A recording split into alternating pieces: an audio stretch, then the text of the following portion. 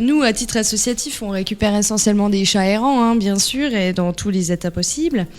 Donc, malheureusement, c'est les cas similaires qui reviennent, donc les mêmes maladies qui reviennent. Et la plus commune, c'est le coryza. Vous connaissez le coryza ? Non, je connais pas, c'est quoi ? C'est un peu le rhume du chat, en fait. Ah oui. Mais sans traitement, ça peut aller très très loin. Ouais. Donc le coryza, selon son degré, nous effectuons le plus souvent des soins sous antibiotiques, inhalation, et après soin, la vaccination. Donc il n'y a que la vaccination qui protège le chat contre le coryza.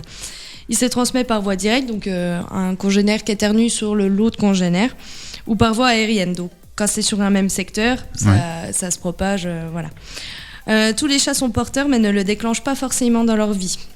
Parfois, un simple changement de situation, donc un nouvel arrivé dans la famille, un autre animal, un déménagement, ça peut le déclencher. C'est comme nous, la maladie de Lyme, en fait, il suffit d'avoir la piqûre pour le déclencher. Là, c'est juste un changement, un déménagement, ils peuvent le déclencher. Ah oui. Donc, le coryza, comment le souligner, entre guillemets, comment le voir.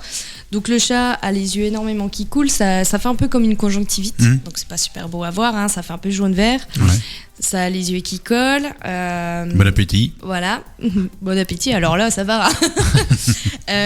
Comme je disais tout à l'heure, ils éternuent énormément, donc pareil, ils ont le nez qui coule et c'est vert-jaune, et ils ont la bouche enflammée, ça fait comme nous des aftes, mais partout dans la bouche. Donc c'est vraiment désagréable, l'animal ne mange plus, ne boit plus, donc il se déshydrate et il se laisse mourir.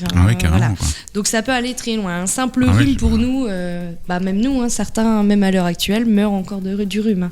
C'est très rare, mais voilà. Donc à part la vaccination, il y a rien qui peut le protéger directement. Ensuite, les maladies les plus graves, c'est le FIV. Vous savez ce que c'est ? Non, pas du tout. Le FIV. Donc c'est le sida du chat. C'est comme le sida humain, mais que ça entre existe, chats. Le sida du... Ouais. C'est comme le VIH chez nous, en fait. Voilà, tout à fait. D'accord. C'est exactement la même chose. Et le FELV, la leucose du chat. C'est pareil. C'est deux maladies à peu près pareilles. C'est les problèmes immunitaires au niveau de l'animal. Donc tout ce qui est globules travaille, mais se défendent pour rien. Donc un simple courant d'air ou même un coryza, ça peut se déclencher mais en x10 et l'animal se dégrade en quelques semaines. Voilà. Donc pareil, c'est des chats qui demandent énormément de soins. Actuellement, on n'en a qu'un qui est à l'adoption et qui est porteur du sida du chat. Il va bien, mais une simple gingivite, par exemple, petite inflammation de la bouche, ça peut partir en ulcère. Voilà. Donc il faut surveiller, c'est énormément de soins, énormément de patience, surtout pour donner les cachets et des choses comme ça, c'est pas évident. Donc ça se transmet, les deux maladies-là se transmettent par bagarre, donc surtout par morsure, très rarement par griffure, et contamination sang par sang, donc tout comme nous, ou par mère-enfant, enfin la maman et le chaton, ou aussi par voie sexuellement transmissible. Voilà, c'est tout comme nous en fait. Donc ces deux maladies se rejoignent à quelque chose près, elles ne sont pas détectables avant les 6 mois de l'animal.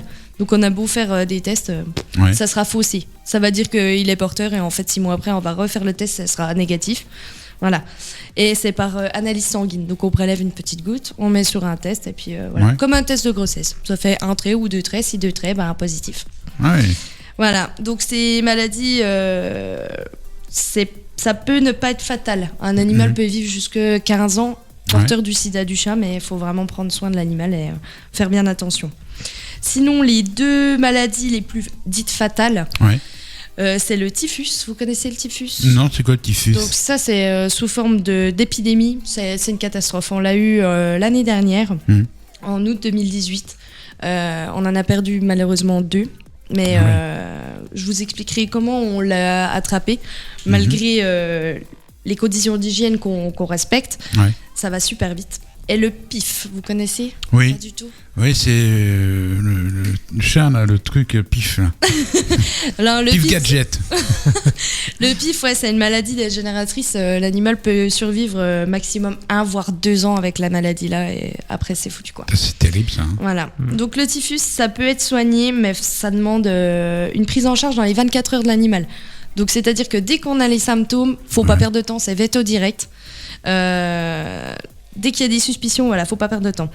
Donc ça se transmet par voie aérienne. C'est comme des nuages, comment vous donner une idée, un peu comme un nuage nucléaire. Voilà. Donc ça pose tout doucement sur les poils, dans les cheveux, sur les chaussures, voilà. Donc ça c'est fatal. Hein.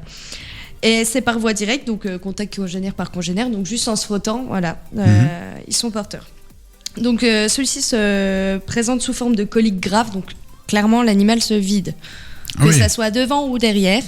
Voilà, il se déshydrate, soit il tombe en hypothermie, soit en hyperthermie. Enfin voilà, l'animal en l'espace de 24 heures, vous le reconnaissez plus, hein, c'est une catastrophe.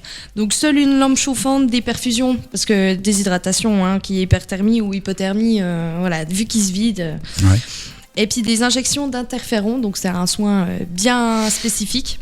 L'interféron existe aussi pour l'humain, à savoir, pourront éventuellement sauver l'animal, mais il y a une chance sur 2 qui s'en sortent. Soit les défenses immunitaires sont assez fortes et il se bat et il y arrivera, soit voilà. Donc les 2 qu'on a perdus, ils ont essayé, mais voilà.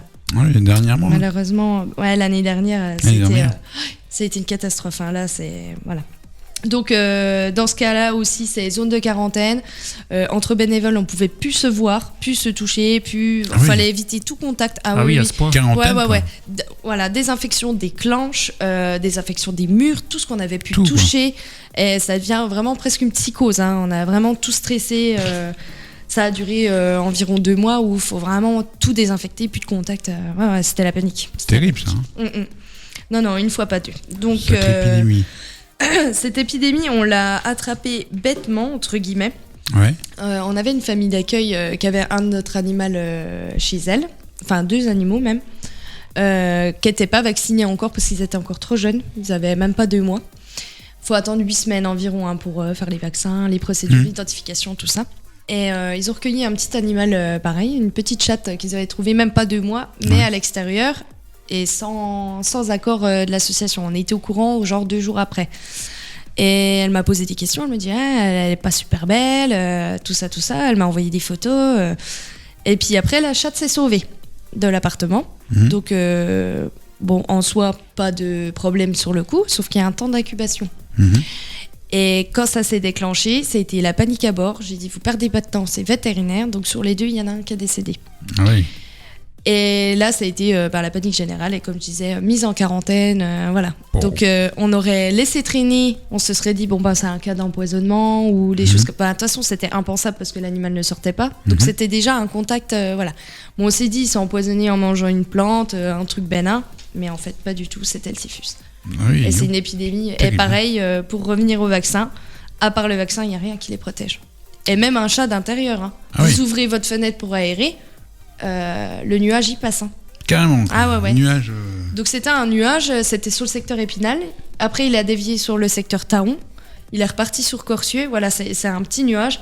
Et ça se propage, mais à une vitesse folle. Donc toutes les associations ont été touchées l'année dernière. L'année dernière. Et ça, c'est les changements de température aussi. Changement de température. Voilà. Comme les microbes en fait. Dès qu'il y a un changement humidité, sec, chaleur, froid, là, ça propulse tout ça quoi. D'accord. Et le pif, pour en finir, donc comme je disais tout à l'heure, il peut pas vivre grand maximum c'est 2 ans. Là dernièrement, on a eu le cas d'un petit loulou âgé de 3 mois qui s'appelait Tiger. Et on a dû le laisser partir parce que la souffrance n'était pas possible, malgré les soins. Et à savoir qu'à l'échelle mondiale, il n'y a pas de vaccin pour sauver de cette maladie. C'est une catastrophe, de toute façon. C'est une maladie dégénératrice, on se sent impuissant. Voilà. Donc on a dû le laisser partir à 3 mois et là on se sent nul, mais on peut rien y faire. C'est terrible ça. Voilà. Donc voilà, j'ai fait le tour de toutes les petites maladies. Petites maladies, des petits chats, tout ça. Voilà, essentiellement du chat. Ouais. Donc à savoir que ces maladies sont pas transmissibles à l'homme ou au chien. C'est essentiellement chat. Et aux êtres humains transmissibles aussi, non? Non. À part la teigne, il y a la gale. Donc des petits problèmes cutanés, il n'y a pas vraiment de maladies qui se transmettent. Et toi, Vivien, t'as un chat? J'ai pas de chat, non. T'as un chien? Non. Non plus? Faut adopter. Pas le choix. Elle a plein d'animaux chez elle. Oui, on en a plein, allez, faut adopter là. Elle a des chats. Elle a un bulldog. Ouais. Français? Oui, tout à fait. Hein. Ouais. Ah, j'aime bien ça, les bulldogs. Elle me l'a montré. C'est un petit cochon. C'est un petit cochon. Elle respire pas, elle ronfle. C'est une femelle? Oui, tout Comment à fait. Comment elle s'appelle? Lilou. Leloo. Coucou Lilou, si elle écoute. Bisous mon cochonnet. Elle écoute la Lilou? Oh, peut-être, je sais pas. D'accord. Bon, elle Bon, dort beaucoup. Hein. Lilou, va te coucher parce que voilà. Maman, elle va pas tarder, mon cœur.